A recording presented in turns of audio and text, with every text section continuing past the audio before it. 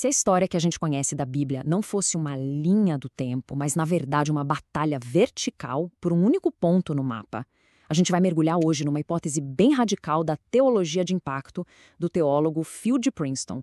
A ideia dele é que lugares importantíssimos como a Torre de Babel e Jerusalém não são só locais diferentes em épocas diferentes. Na verdade, seriam o mesmo eixo cósmico, um lugar disputado entre o céu e a terra. Ok, vamos direto ao ponto, sem rodeios. A tese central e a bem ousada é essa aí. A cidade de Jerusalém, historicamente falando, é a continuação física do que sobrou da Torre de Babel. E olha, presta atenção, segundo essa linha de pensamento, isso não é uma metáfora sobre orgulho, sobre ambição. É uma afirmação sobre geografia mesmo, sobre uma continuidade material, física. A ideia é que as pedras de um lugar são, literalmente, a fundação do outro. Então, vamos fundo nisso. A teoria diz que Jerusalém não apenas simboliza o que Babel representava, mas que ela ocupa o mesmíssimo eixo geográfico e espiritual. Na tradição bíblica, esse lugar é chamado de Tabur Haaretz, ou seja, o umbigo da terra. É o centro de onde toda a história se desenrola, como a gente vê lá em Ezequiel. A grande pergunta é, será que esse centro começou lá em Babel? Então, o ponto nevrálgico é este. A gente está falando de continuidade física. Para a teologia de impacto, não existe uma Babel antiga e uma Jerusalém de hoje como lugares separados. Existe um único eixo. Essa ideia, na verdade, ecoa em passagens como Ezequiel 5:5, que diz: "Esta é Jerusalém, eu a coloquei no meio das nações." Ou seja, já estabelecendo a cidade como centro do mundo. E a gente vê isso de novo em Ezequiel 38:12, que fala do povo que vive no umbigo da terra. Tá, mas uma afirmação dessas tão fora da caixa precisa de um método de interpretação igualmente particular, certo? Como é que essa teologia chega a essa conclusão? Isso nos leva direto para as regras do jogo, para o jeito como eles leem o texto bíblico. Para a gente conseguir entender o argumento, a gente precisa primeiro ajustar as nossas lentes. E a lente aqui pede para a gente deixar de lado uma das ferramentas mais comuns na interpretação religiosa, o simbolismo. O princípio é bem simples e direto. O que está escrito ali descreve coisas e eventos reais, físicos. Quando o livro do Apocalipse fala de uma cidade com medidas de ouro, portões de pérola, isso não é poesia. Para a teologia de impacto, isso é um projeto de arquitetura, um projeto literal. Como a fonte mesmo diz, no Apocalipse nada representa algo, tudo é algo que foi, que é e que há de vir.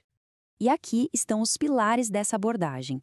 Primeiro, tudo é concreto. Segundo, não tem símbolo. Terceiro, a história é literal. E quarto, talvez o mais chocante de todos, o autor do Apocalipse não seria o apóstolo João exilado em Patmos, mas sim João Batista. E por quê? Porque, segundo a teoria, o Batista, como profeta ali em Jerusalém, estava na posição geográfica perfeita para reconhecer a cidade como a continuação de Babel, conectando Gênesis com a sua visão do fim dos tempos.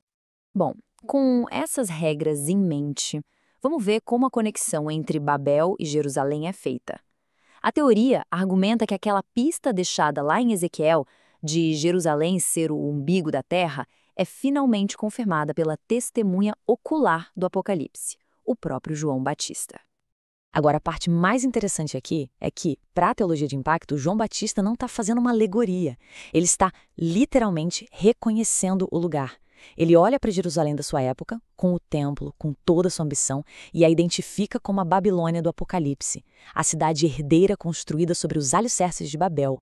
O próprio texto do Apocalipse parece reforçar isso, chamando-a de a grande cidade. Para essa teologia, Deus não vê múltiplos projetos humanos de autoexaltação. Ele vê um só, contínuo, desde o Gênesis, sempre no mesmo eixo. Pode chamar de Babel, de Babilônia ou de Jerusalém terrestre. Para ele, é o mesmo endereço cósmico da ambição humana. E essa tabela aqui ilustra a ideia de um jeito brilhante. Repara só na continuidade do material. São as mesmas pedras locais, só que agora com um upgrade, com pedras preciosas. Mas a grande virada de chave está na função. A ação humana de subir é diretamente confrontada pela ação divina de descer. Isso nos leva ao clímax teológico de todo o argumento, a resposta de Deus à Torre de Babel. Se o problema da humanidade está todo concentrado nesse eixo vertical, a solução divina também vai estar. Só que em vez de destruir esse eixo, Deus o inverte para cumprir o seu próprio propósito. E a primeira inversão acontece em escala pessoal, ali no batismo de Jesus. No mesmo eixo geográfico onde a humanidade construiu com tijolos para subir, o céu se abre para o espírito descer. Onde tinha fogo e arrogância, agora tem água e humildade. O batismo, segundo essa visão, é o protótipo da resposta de Deus a Babel, é a primeira reconquista desse eixo. E aí vem a inversão em escala cósmica. A Nova Jerusalém não é construída de baixo para cima. Ela desce pronta, de cima para baixo. É a contratorre de Deus. Ela não termina em confusão, mas sim realiza a comunhão perfeita entre céu e terra, exatamente no mesmo lugar onde a separação começou. Então, resumindo a ópera, a mesma via de comunicação vertical é usada, mas a direção e principalmente a iniciativa são completamente invertidas. O projeto humano é substituído pelo projeto divino no mesmíssimo lugar. Com tudo isso na mesa, como é que essa ideia muda a nossa visão da Bíblia inteira? Se essa teoria estiver certa, a história não se move só para frente, no tempo. Ela se move principalmente para cima e para baixo num único palco. Os eventos cruciais da Bíblia, então, não são pontos numa linha, mas atos numa única peça, num palco vertical disputado. A subida em Gênesis, a descida no batismo, o julgamento da cidade terrestre e, finalmente, a descida vitoriosa da cidade celestial. Tudo acontecendo no mesmo eixo, na batalha final pelo umbigo da terra. A grande conclusão, portanto, é que o drama da redenção não é uma jornada através do tempo, mas uma batalha por um único ponto de contato entre o céu e a terra. A história bíblica se torna, então, uma história de arquitetura, divina e humana, num único endereço cósmico. E a gente termina com uma pergunta para ficar martelando na cabeça. A teologia de impacto nos desafia a pensar: e se o segredo para entender a Bíblia não estiver no quando, mas sim no onde? Uma ideia que, no mínimo, nos força a reler toda a história a partir de uma perspectiva radicalmente diferente.